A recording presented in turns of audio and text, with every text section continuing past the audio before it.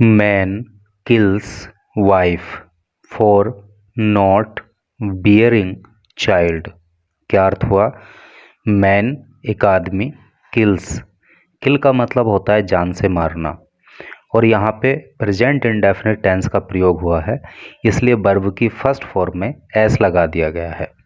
क्योंकि present indefinite tense के sentence को ट्रांसलेट करने का जो रूल होता है वो ये होता है कि अगर सब्जेक्ट एक वचन होता है, अर्थात सिंगुलर नंबर अगर सब्जेक्ट होता है, तो वर्ब की फर्स्ट फॉर्म में एस या ई एस लगा देते हैं।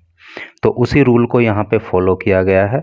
मैन किल्स, एक आदमी मार देता है, वाइफ, पत्नी को, फॉर नॉट बियरिंग, बियर का मतलब होता है धारण करना, ठीक है, धारण नहीं करने के लिए, चाइल्ड बच्चा, बच्चा धारण नहीं करने के लिए, क्या मतलब? बच्चे को जन्म नहीं देने के लिए। तो क्या इसका सेंस हो रहा है कि एक आदमी अपनी पत्नी की हत्या बच्चे को जन्म ना देने के लिए कर देता है। कहने का मतलब यह है कि उसकी पत्नी बच्चों को जन्म नहीं दे पाई, इसलिए जो है वो अपनी पत्नी की हत्या कर देता है। चलिए आगे पढ़ते हैं, तो बाकी चीज़ें पता लगेंगी और इंग्लिश के भी कई सारे न्यू वर्ड्स आपको सीखने के लिए मिलेंगे। कुछ ग्रामर और ट्रांसलेशन की बारीकियां भी आपको यहाँ पे पता लगेंगी। ए 41 ईयर ओल्ड मैन, एक 44 साल का आदमी, वॉज अरेस्टेड, गिरफ्तार कर लिया गया। देखिए पास्ट इंडेफिनिट टेंस की पैसिव वॉइस यहाँ पे है, वॉज आ रहा है, वर्ब की थर्ड फॉर्म आ रही है। तो 41 साल के एक आदमी को गिरफ्तार कर लिया गया फॉर अलेजली। अलेजली का मतलब होता है कथित रूप से, अर्थात ऐसा कहा जा रहा है, किलिंग, कथित रूप से किल कर देने के लिए, जान से मार देने के लिए, हिज वाइफ, उसकी पत्नी को, 40, जिसकी उम्र 40 साल थी। तो एक 41 साल के आदमी को उसकी 40 साल की पत्नी की हत्या कर देने के लिए गिरफ्तार कर लिया गया, ओवर हर इनएबिलिटी। देखिए एबिलिटी का मतलब होता है योग्यता, और इनएबिलिटी उसका एंटोनिम हो गया अयोग्यता। उसकी अयोग्यता के चलते टू कंसीव, कंसीव का अर्थ होता है गर्भ धारण करना, अर्थात वो गर्भ धारण करने में अयोग्य थी। इसके चलते even after 18 years of marriage, 18 साल शादी को हो जाने के बाद भी, इवन आफ्टर, बाद भी, सैड पुलिस, पुलिस ने कहा। तो क्या टोटल का अर्थ हो रहा है इस सेंटेंस का कि पुलिस ने कहा कि शादी के 18 साल के बाद भी उसकी पत्नी गर्भ धारण करने में अयोग्य रही, और इसी बात के चलते 41 साल के एक आदमी को उसकी पत्नी, जिसकी उम्र 40 साल थी, उसकी हत्या करने के लिए गिरफ्तार कर लिया गया। The accused Mohammed Gulfam, accused का जो अर्थ होता है वो होता है आरोपी। तो ये आरोपी जिसका नाम मोहम्मद गुलफाम है, इज़ ए डेली वेजर, ये डेली वेजर है। डेली वेजर मतलब दिहाड़ी करने वाला, अर्थात रोज़ की मजदूरी करने वाला, रोज़ कमाना रोज़ खाना, उस तरह का। तो ये जो आरोपी है जिसका नाम मोहम्मद गुलफाम है, तो वो डेली वेजर है इन मेरठ, मेरठ में। हिज वाइफ, उसकी जो वाइफ है, उसकी जो पत्नी, आई मीन टू से कि थी, उसकी जो पत्नी थी जिसका नाम था मुस्लिमा, वॉज ए होम मेकर, वो एक गृहिणी थी, ठीक है, होम मेकर मतलब गृहिणी, वो एक गृहिणी थी। Around 4 AM on Wednesday, around का मतलब होता है लगभग, 4 AM मतलब सुबह को 4 बजे, ऑन वेंसडे बुधवार को, तो बुधवार की सुबह को लगभग 4 बजे, the two had an argument, the two दोनों में, हैड एन आर्ग्यूमेंट, आर्ग्यूमेंट का मतलब होता है बहस, तर्क वितर्क, तो उन दोनों में तर्क वितर्क होने लगी। ओवर द इशू, इशू का मतलब होता है मुद्दा, इस मुद्दे पर, ये जो इनफर्टिलिटी का मुद्दा था, गर्भधारण ना करने का, तो उसको लेकर के दोनों के बीच में सुबह 4 बजे बहस होने लगी। विच सून एस्केलेटेड, विच जो सून शीघ्र ही एस्केलेट हो गई। एस्केलेट का मतलब होता है बढ़ जाना, और ये बहस, ये तर्क वितर्क जो है वो बढ़ गया, बहुत तेज हो गया। इन ए फिट ऑफ रेज, फिट का मतलब होता है दौरा और रेज का मतलब होता है क्रोध।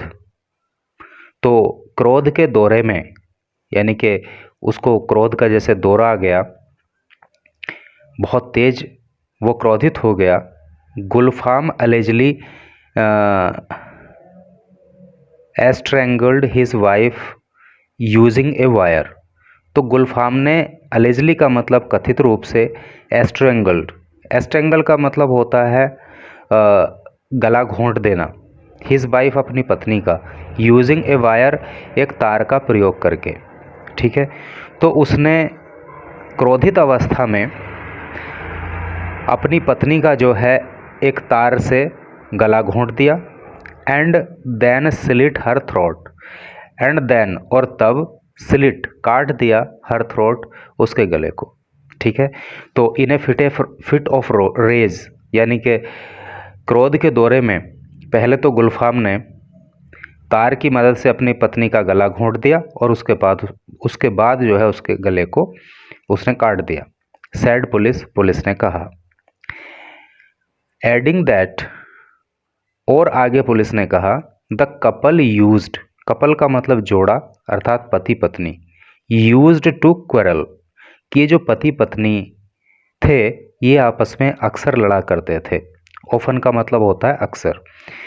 यहाँ पे मैं आपको बता दूं, जैसे यूज टू क्वेरल का प्रयोग हुआ है, लड़ा करते थे, लड़ाई झगड़ा किया करते थे। देखिए, जब किसी बात की आदत प्रकट होती है, किसी काम की आदत का पता लगता है और बार बार रिपीटेडली वो काम होता है, तो उसको शो करने के लिए प्रेजेंट टेंस में यूज टू और पास्ट टेंस में यूज्ड टू का प्रयोग करते हैं। ठीक है, तो जैसे कहीं पे भी किसी भी काम में अगर कोई आदत प्रकट होगी, है नहीं, तो वहाँ पे आप यूज टू का प्रयोग करोगे पास्ट टेंस में और यूज टू का प्रयोग करोगे प्रेजेंट टेंस में। जैसे वह चाय पिया करता था, तो कैसे इसको ट्रांसलेट करोगे? चाय पिया करता था मतलब उसकी चाय पीने की आदत थी। ही यूज टू टेक टी, ऐसे इसको आप ट्रांसलेट करोगे। तो जहाँ पे आदत प्रकट हो, किसी काम का रिपीटेडली बार बार होना प्रकट हो, तो वहाँ पे आप पास्ट टेंस में यूज टू का प्रयोग करो। जैसे कि यहाँ पे हुआ है कि उनमें जो है अक्सर लड़ाई झगड़ा हुआ करता था, यानी कि वो आदत थी उनकी लड़ाई झगड़ा करने की, बार बार हुआ करता था। ऑन द इशू, इसी मुद्दे पर, of not living a child, not having a child, बच्चा ना रखने को लेकर के, अर्थात उनके पास कोई बच्चा नहीं था। इस बात को लेकर के अक्सर उन दोनों पति पत्नी में झगड़ा हुआ करता था। SSP Rohit Singh Sajwan set, SSP की फुल फॉर्म होती है सीनियर सुपरिंटेंडेंट ऑफ पुलिस, जिसको हिंदी में वरिष्ठ पुलिस अधीक्षक बोलते हैं। तो जिनका नाम है रोहित सिंह साजवान, जो कि एसएसपी हैं, उन्होंने कहा the victim had been living separately. ये जो विक्टिम है, विक्टिम का मतलब होता है पीड़ित, और अब तो ये पीड़ित क्या, अब तो मृतक है। तो ये जो मृतका थी, तो हैड बीन लिविंग, ये रह रही थी सेपरेटली, अलग, अर्थात ये अपने पति से अलग रहा करती थी। एज हर हस्बैंड फ्रीक्वेंटली, देखिए फ्रीक्वेंटली का मतलब भी अक्सर ही होता है, ऑफन, क्योंकि हर हस्बैंड, उसका जो पति है, फ्रीक्वेंटली वो अक्सर क्वेरल्ड, लड़ाई झगड़ा किया करता था, विद हर, उसके साथ। ठीक है, फॉर हर इनएबिलिटी, उसकी अयोग्यता के चलते, टू बियर ए चाइल्ड, एक बच्चे को जन्म देने के लिए। ठीक है, बच्चे को जन्म देने में उस महिला की जो अयोग्यता थी, उसको लेकर के उसका पति उससे अक्सर लड़ाई झगड़ा करता था, इसलिए वो उससे अलग रहा करती थी। ड्यूरिंग इंटेरोगेशन, ड्यूरिंग का मतलब होता है दौरान, और इंटेरोगेशन का मतलब होता है पूछताछ। तो पूछताछ के दौरान द एक्यूज्ड, ये जो आरोपी है, कन्फेस का मतलब होता है स्वीकार कर लेना, मान लेना। तो पूछताछ के दौरान इस आरोपी ने स्वीकार कर लिया टू द क्राइम, अपराध को। क्राइम का मतलब अपराध, अर्थात जो अपनी पत्नी को किल करने का इसने अपराध किया है, पूछताछ के दौरान इस आरोपी ने अपने उस अपराध को स्वीकार कर लिया। द एंड सेड, और कहा, दैट ही फियर्ड, कि उसको डर था, यानी पास्ट इंडेफिनिट टेंस का यहाँ पे प्रयोग है, सब्जेक्ट आ गया है और वर्ब की सेकंड फॉर्म आ गई है। और इस आरोपी ने कहा कि उसको डर था दैट हिज वाइफ, कि उसकी पत्नी माइट अटेम्प्ट का मतलब होता है प्रयास करना, कोशिश करना। तो उसकी पत्नी कोशिश कर सकती थी टू हार्म का मतलब होता है नुकसान पहुंचाना, नुकसान पहुंचाने का, हिम उसको, ड्यू टू का अर्थ होता है के कारण, दियर स्ट्रेन्ड रिलेशनशिप, स्ट्रेन्ड का मतलब होता है तनावपूर्ण और रिलेशनशिप का मतलब संबंध। द एसएसपी एडेड, एसएसपी ने कहा।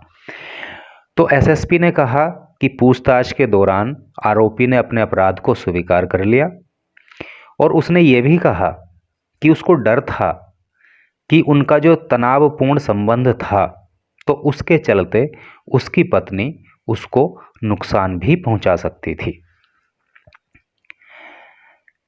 An FIR was registered, FIR मतलब फर्स्ट इंफॉर्मेशन रिपोर्ट।